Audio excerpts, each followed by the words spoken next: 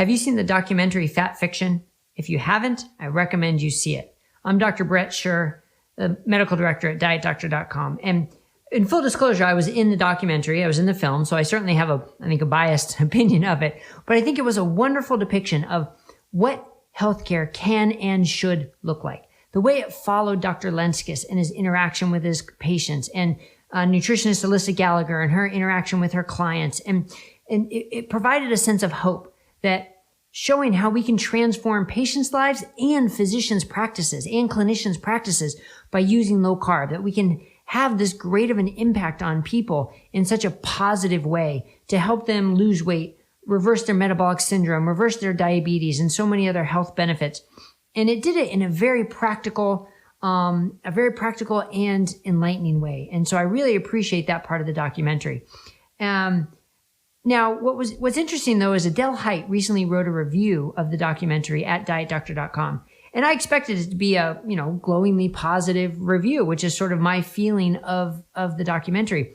But as Adele does, she doesn't take anything for granted. She doesn't take anything on face value. She digs deeper to make sure that everything is true and defensible by facts. And she brought up some very good points in her review, which are not specifically necessarily about just this documentary, but really about the low carb community in general. And I think we need to talk about that a little bit. Look, this happens all the time, that beliefs get passed down over time and they eventually just get to be assumed as true. It happens in medicine all the time. It certainly happens in nutrition, regardless of your nutritional beliefs. And we have to be honest with ourselves that it happens in the low carb community, whether it's, speakers at major meetings and their PowerPoint presentations, whether it's people posting on social media, or whether it's, films and documentaries.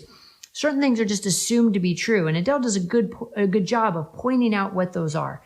And a lot of them revolve around the dietary guidelines. So this concept that the dietary guidelines, instituting low-fat nutrition, recommending low-fat nutrition, is what caused us to go down this path of obesity and diabetes and metabolic syndrome. And on the surface, you can say that's, associated. It's certainly associated. Because what were these guidelines supposed to do? They were meant to teach us how to eat to be healthier. And they clearly didn't succeed in that. They didn't create the atmosphere to make us healthy, because soon after is when the obesity epidemic started and the type 2 diabetes and metabolic syndrome epidemic started. But that doesn't mean it was the low-fat diet itself, because let's be honest, not many people followed the diet to the letter of the law, because you're also supposed to back off on sugars and total calories, and those things didn't happen. So although there's conflicting evidence, it seems what happened was carbohydrate intake went up, fat as a percentage of total calories went down, but total calories went up. Because it created an atmosphere where people were hungry and craving, and companies swooped right in and said, look, we can promote low-fat food as healthy. And then everybody's going to flock to it and eat it. And it was $1 billion industry. But what did it do? It flooded us with sugars, refined oils, extra carbohydrates, and extra calories that we didn't need. So is that fair then to say it's the low-fat guidelines, the low-fat diet that caused this? Or is it sort of our societal reaction to those guidelines? So, some may think it doesn't matter. It's all the same. But if you're really getting down to it, it kind of does make a difference. It does make a difference how you interpret it. And Adele did a good job of pointing that out. And she actually brought up a couple other really good issues, which we had talked about before.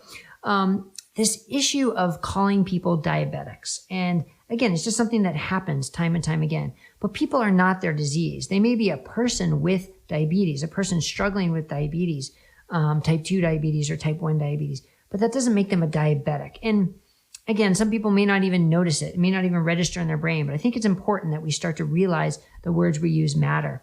And this concept of a lot of pictures, and I've done this too in my PowerPoint slides and my talks, that you show these pictures of sort of faceless, overweight people drinking a soda can. And in a way, it's objectifying their obesity to sort of fit your narrative.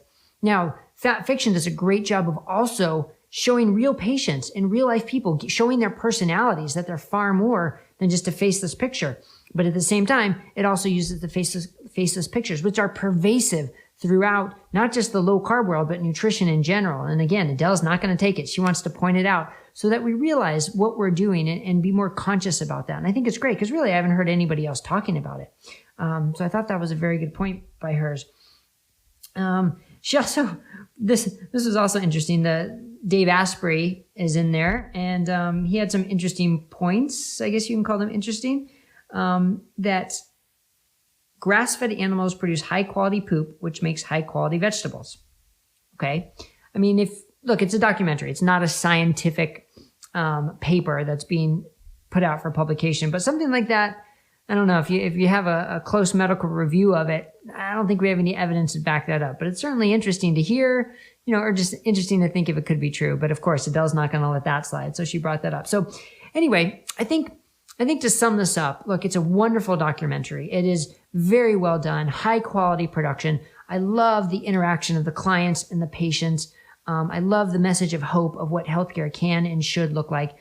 But as Adele points out, we have to be more aware in the low carb community as a whole, in the nutrition community as a whole, of what we just accept as fact, is what we just take as being fact, rather than really looking at the nuance and the specifics of the details. So hopefully this was helpful. You can go to dietdoctor.com and see her whole post about it. And these are things we need to be aware of because we need to make sure our message is trustworthy and our message is balanced. But overall, I think Fat Fiction does a great job, and I recommend you all go see it. Thanks a lot. Have a great day. Stay safe and be well.